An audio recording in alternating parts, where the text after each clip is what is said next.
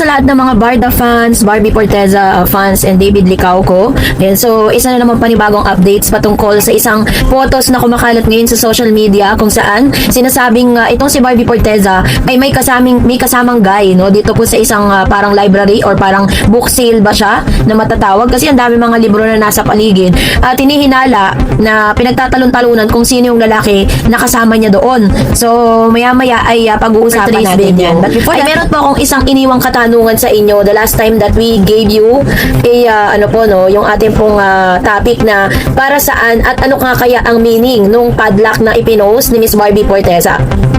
So marami pong mga comment dito na talaga namang nabasa natin at may kanya-kanya po silang interpretation with regards to that kasi yung tanong ko po is yung bang padlock na yon is nakapadlock na siya for someone or padlock for no one dahil nire-reserve niya yung kanyang sarili or parang she's not yet ready to enter into a new relationship. That's really a question. So eto na, no, sabi po ni Miss Marina Ramirez, nakapadlock ang ibig sabihin ay hindi pwedeng pasukin ng kung sino. Sino mang gustong manligaw. Yun po yung kanyang sinasabi dito, no? Parang sinasabi niya na yung padlock na yon is parang pinapadlock muna ni Miss Barbie at hindi po siya nag-i-entertain muna ng mga suitors. Kaya nga nagbabalak tigil na kayong understood na hindi pa makakapasok kanino man. Masaya kami sa Barda. Ayan. So yan po yung kanyang komento. Meron din pong komento si Ma'am Petronilla Salvador, nakapadlock ang puso ni David at Barbie at wala nang iba pa. Tapos sabi naman ni Miss Trinidad sabay-sabay, Miss Darreds, in my own interpretation, nakapadlock ang puso ni Barbie for someone and that is for David. So yun po yung kanyang interpretation din. Meron din naman po ng si Miss Jennifer, ito kakaiba, sabi niya padlock for me maybe means privacy. Ayan. So yun naman yung kanyang interpretation. And then sabi ni Miss Pamela, pwedeng nakapadlock na siya to someone at wala nang iba. Fake news po yung happy po silang dalawa, sabi ni David sa interview ni Barda in private. Thanks po Ma'am Darreds. Ayan, sabi ni Miss Pamela, naka-follow pa rin si David at Barbie. Pati po si Mami naka-follow pa rin, di ba? Binigay ko po sa inyo yun. And then sabi ni Miss Abong, ayan, sabi niya nakapadlock na, ayaw na niya kay David. Parang ganun pakiramdam ko, sad naman. So, yun naman po yung kanilang mga interpretation with regards to this. Sabi ni Miss Lawrence, letter A, syempre, di mo naman itatapon ng susi kung pansamantala mo lang ilalaki. Itatapan mo lang ang susi pag nasa tamang tao at nasa tamang panahon na. Wala na makapapasok kasi nakapadlock na at kung may gusto mang pumasok, di na pwede kasi tapon susi ng araw eh. Yun. So, pwede rin, diba? Maganda tong sinasabi ni Ma'am Shilorna. So, anyways, makikita naman natin yan sa mga susunod pang mga pangyayari po sa buhay nitong si Mr. David Licauco and Miss Barbie Forteza. Pero isa rin sa mga nagte-trending at pinag-uusapan online, itong pagkikita at pagsasama muli ni Miss Barbie Forteza and Mr. David Licauco dito po sa nasabing kanilang beauty empire kasi lumabas na po si Mr. David dito at dito po sabi niya, the on-screen pair are reunited in top rating series. Barda fans are in for the treat as the Kapuso primetime princess and Barbie Forteza and Pambansang Ginoo. David Licauco are set to be seen together in one frame again. This is as David set to make special appearance as Javier. So yun po yung kanyang character, si Javier po siya in the ongoing primetime series Beauty Empire with his scene airing this week. In this past interview, David shared his excitement in doing the series which would also be his first acting assignment since the end of Pulang Araw in December 2024. Sabi niya, it's been 7 months since I last act, which makes me excited actually. Also, I'm working with Barbie again, and at least kasama ko siya rito even just for a day. Barbie meanwhile disclosed that the actor's participation has long been overdue, saying, actually matagal na dapat siya eh, sabi niya noong pumasok, pero finally, okay din na ngayon siya pumasok since bumibigat na yung mga eksena namin, sabi ni Miss Barbie Forteza. Kaya naman talagang nagte-trending at talagang pinag-uusapan po yung pagganap ni Mr. David Licauco dito kasi parang mas nabuhayan at nabigyan po ng talagang humuhusay na rin talaga si David Licauco pagdating po sa actingan, ano. So, kaya naman congratulate natin ang Barda kasi still kapag talagang sila yung pinagsama sa mga programa, kaya talagang ang dami po talagang mga nanonood. At the same time, ang daming natutuwa, ang daming shares, ang daming views sa mga social media at talagang inaabangan din po yan sa View and Free TV. So, ngayon, ito na pag-usapan natin kasi kahapon po may post si Miss Barbie Forteza na tila baga naka-running running shoes, parang naka-pang-running yung kanyang outfit pero hindi po yun, hindi siya nag-match dun po sa panahon. Yun po yung kanyang caption sa kanyang Instagram post. Ayan. So, makikita natin dyan. So, dahil dyan, syempre, dahil sa pangyayari na yan, marami pong mga fans na nagsasabi na meron daw kasama itong si Miss Barbie Forteza. Doon po, ang pinaghihinalaan nila is ang usap-usapan sa SOCMED ng mga bashers, si Mr. Jameson Blake daw yun. No? So, kung susuriin po natin yung photos, napakalayo naman po sa itsura ni Jameson. Unang-una, ano po siya, parang super puti kasi ni Jameson talagang tisoy talaga. Pero ito pong photos na nakikita natin, medyo kayumanggi yung kulay niya. Tapos sinasabi pa ng mga Delulu fans at ng ilang mga bashers na couple jacket daw yung dalawa. So kung susuriin ko naman, hindi rin naman si David Licauco yung nasa photos, ang layo naman, 'di ba? Sa height pa lang ang layo, pati po dun sa likod, mapapansin naman natin napakalayo din kay David Licauco. So hindi rin si David Licauco yun. Kasi ang totoo diyan, wala naman talaga siyang kasama, no? Yung namataan lang po na naka parang same color ng kanyang jacket. Hindi naman po nakita yung nakaharap siya nakatalikod lang at magkaparehas lang ng kulay. Ngayon, ginagawa na po ng storya yan ng ilang mga vloggers, ng ilang mga fake news peddlers na yun daw ay kasama ni Barbie.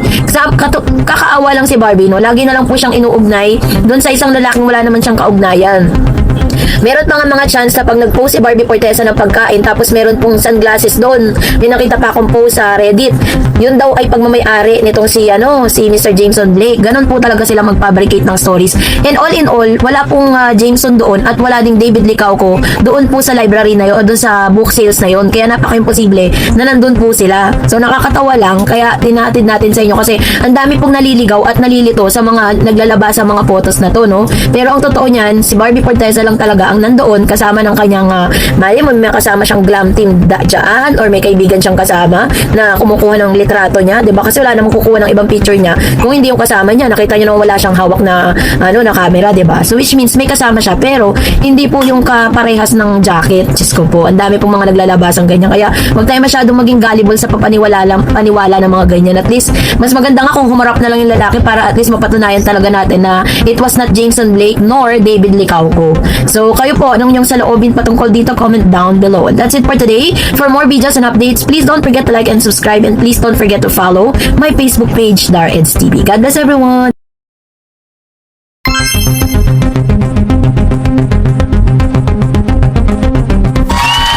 Hello sa lahat ng mga Barda fans, sa lahat po naman nagmamahal kay Barbie Forteza and David Licauco, no? Sa ngayon ay matutunghayan natin ang pagtatapat ni Mr. David Licauco patungkol sa kanyang plano ng pagkakaroon na or pagsisettle down. Kasi sa kanyang interview, binanggit niya po lahat yan. At the same time, is tignan natin ba't napaiyak si Miss Barbie Forteza sa eksena. Bago tayo magpatuloy, so before that, mag-react lang tayo, no, sa unang gabi kung saan napanood si Mr. David Licauco dito po sa Beauty Empire, dahil talaga namang lumabas na po yung kanyang character dito at panoorin natin bakit ganun kaganda at bigat yung mga eksenang ito. Let's watch this video clip and we will react paano nga ba umarte at talagang makikita dito na improvement na talaga itong si David. Let's watch this. Yung po nagsasabi, hindi ka na masasaktan kapag yun ka. Speaking.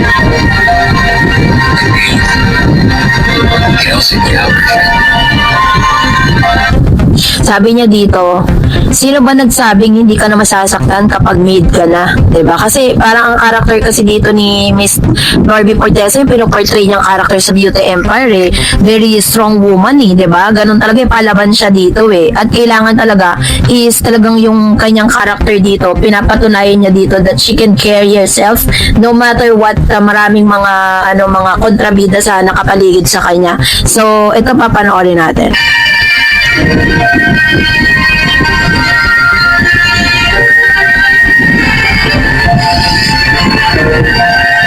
May hiding picture box yun. When you're ready.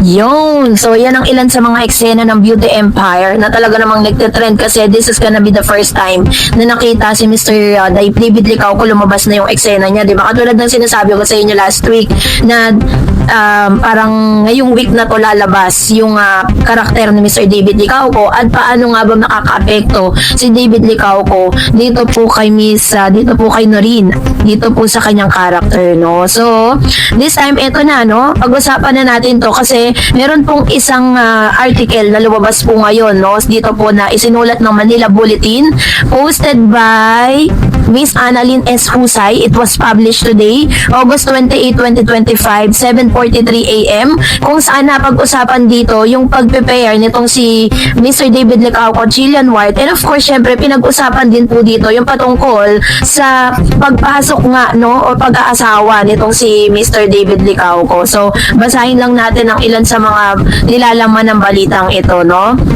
So, ayon sa Manila Bulletin na inilathala ngayong August 28, binuksan ni David Licauco ang usapin tungkol sa bagong on-screen pairing niya kay Miss Jillian Ward, pati na rin ang posibilidad ng kanilang plano sa pag-aasawa. Nakakapanabik nga naman, mabigat talagang eksena, lalo na tila fresh start ito para kina David Licauco at Jillian. Para kay David, malaking bagay ang bagong karanasan at opportunity na matuto. Tamang mindset para sa umangat sa isang aktor, lalo na kung kasali ang gawain sa action drama gaya ng Never Say Die. Si Jillian naman, kahit baguhan sa ganitong klase ng role, determinado at palaban at handang ibuhos ang effort. Buong effort niya, sabi niya, I will do everything.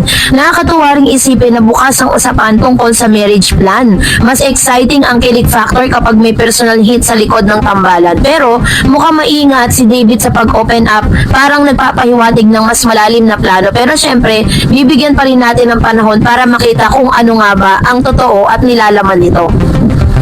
So, sa kanya pong pinakabagong interview noon, tinalakay po kasi doon na tinanong po siya ng isang reporter if what's his plan, no? Ngayong nasa marrying age na rin kasi si Mr. David Licauco, at masasabi natin na financial stable po siya ngayon dahil sa dami ng kanyang mga businesses at sa dami po ng kanyang mga ginagawa. At masasabi natin na talagang ready na po si Mr. David Licauco to enter on that stage. So, sinabi niya po sa interview niya sa Viva Leaks, no, na talagang meron siyang balak na mag-settle down kasi lahat naman daw talaga ipupunta doon. At siya po, hindi niya po inaalis yung possibility na one day magkakaroon siya ng asawa, magkakaroon siya ng sariling pamilya, at magkakaroon din po siya ng sarili niyang anak. Pero isa sa mga talaga naman nagpa-lurky, no, dito po sa mga netizen, kasi meron pong isang post na talagang masyado tayong maloloka, no, sa kanyang post na ito.